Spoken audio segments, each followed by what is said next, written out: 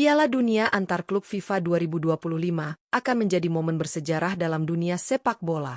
Untuk pertama kalinya, turnamen ini diperluas menjadi ajang besar dengan format baru, melibatkan 32 klub dari seluruh dunia, dan akan digelar di Amerika Serikat pada musim panas ini. Klub-klub elit seperti Real Madrid, Manchester City, Chelsea, Bayern Munich, hingga PSG telah dipastikan akan tampil, dan mereka siap bersaing demi menjadi juara dunia antar klub versi FIFA. Namun di balik gemerlap dan ambisi besar di turnamen ini, muncul pertanyaan penting. Apakah keikutsertaan dalam Piala Dunia antar klub bisa menjadi bumerang bagi para peserta? Dengan jadwal yang padat dan persiapan musim 2025-26 yang bisa terganggu, beberapa pihak menilai bahwa justru klub-klub yang tidak lolos bisa mendapatkan keuntungan strategis. Ya, tidak semua klub top Eropa ambil bagian di ajang ini. Beberapa klub besar gagal lolos karena berbagai alasan, baik karena kurangnya prestasi di Liga Champions, koefisien yang tidak mencukupi, atau kegagalan di momen-momen penting. Tapi justru, ketidakhadiran mereka bisa menjadi peluang emas. Di video ini, kita akan membahas 5 klub top Eropa yang tidak lolos ke Piala Dunia antar klub 2025, tapi berpotensi besar mendapatkan keuntungan dari absennya mereka. Siapa saja mereka? Dan bagaimana ketidakterlibatan ini bisa berdampak positif bagi musim mereka berikutnya? Simak selengkapnya, hanya di Raftel Sport.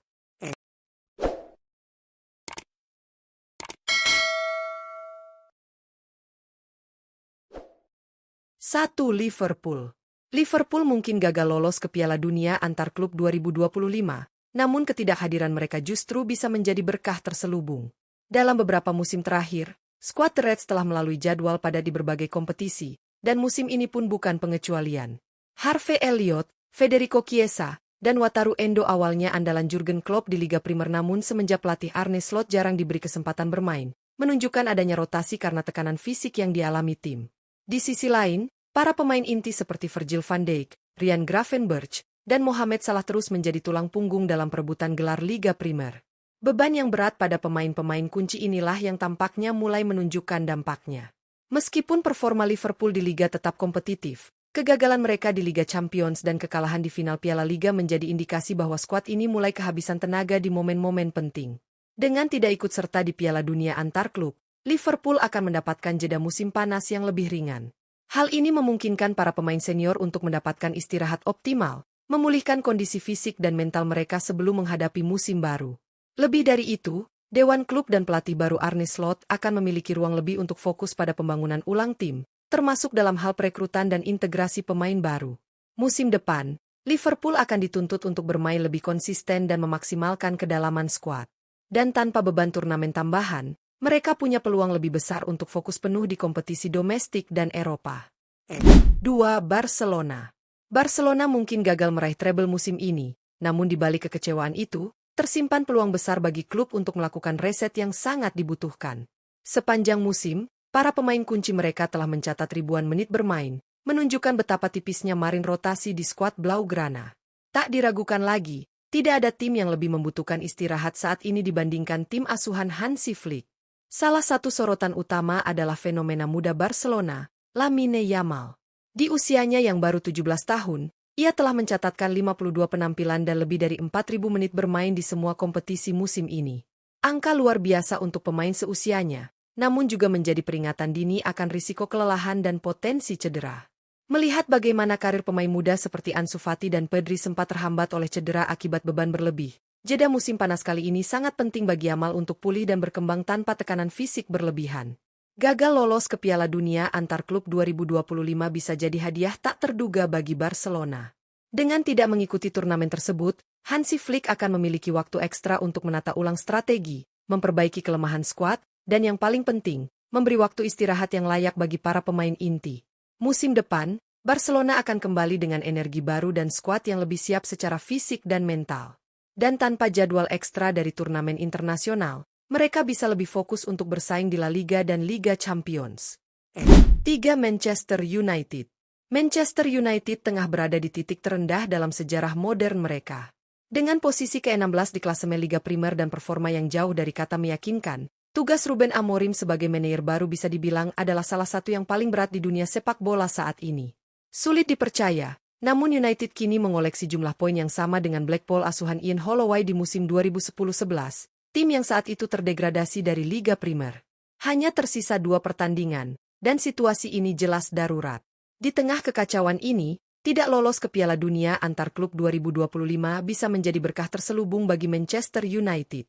Memang, keikutsertaan di ajang bergengsi tersebut akan membawa keuntungan finansial dan prestise global. Namun, yang paling dibutuhkan Amorim bukanlah jadwal ekstra, melainkan waktu untuk membangun kembali skuad, menyusun filosofi permainan, dan melakukan latihan intensif bersama pemain. Bahkan jika mereka lolos ke Liga Champions musim depan, tekanan untuk bersaing di berbagai kompetisi hanya akan semakin membebani tim yang belum menemukan keseimbangan. Fakta bahwa United bahkan kesulitan mengatur rotasi di Liga Eropa musim ini menegaskan betapa belum siapnya mereka untuk jadwal super padat. Dengan tidak ikut serta di Piala Dunia antar klub, Ruben Amorim bisa memanfaatkan pramusim dengan maksimal. Ini adalah momen penting untuk membangun fondasi baru yang kokoh, tanpa gangguan dari turnamen tambahan. Jika dijalani dengan benar, ini bisa menjadi titik balik bagi kebangkitan Manchester United. 4. Arsenal. Arsenal mungkin kembali menutup musim 2024-25 tanpa trofi, namun ketidakhadiran mereka di Piala Dunia antar klub 2025 bisa menjadi faktor kunci untuk kebangkitan musim depan.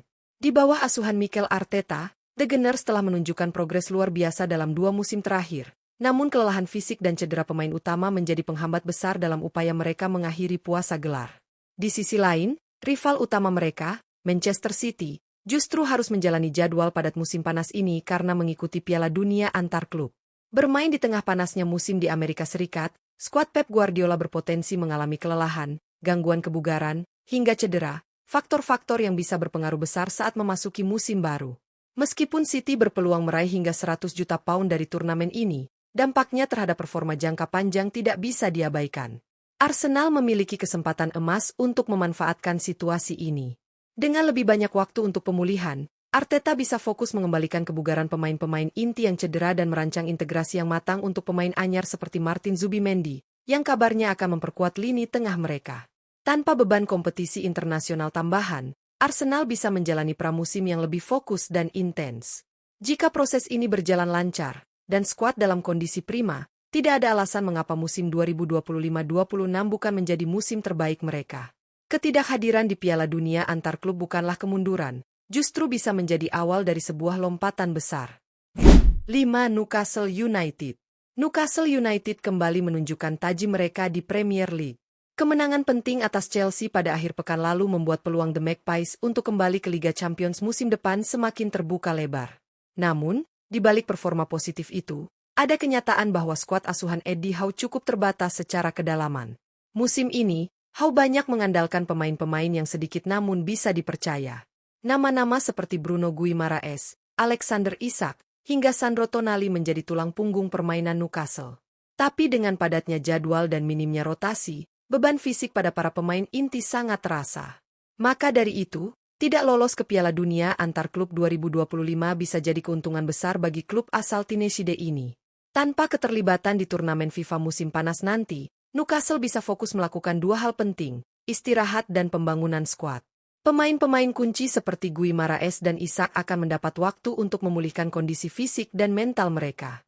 Di sisi lain, manajemen klub bisa memanfaatkan jeda untuk merekrut bala bantuan yang dibutuhkan demi memperkuat kedalaman skuad, terutama jika mereka kembali ke kompetisi Eropa musim depan.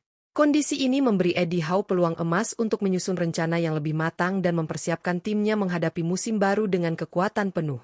Tanpa gangguan jadwal turnamen internasional, Newcastle bisa tampil lebih tajam, lebih siap, dan lebih kompetitif, baik di Premier League maupun di panggung Eropa. Meskipun Piala Dunia antar klub 2025 menjadi panggung bergengsi yang akan menyita perhatian dunia, tidak semua klub besar harus merasa rugi karena gagal lolos.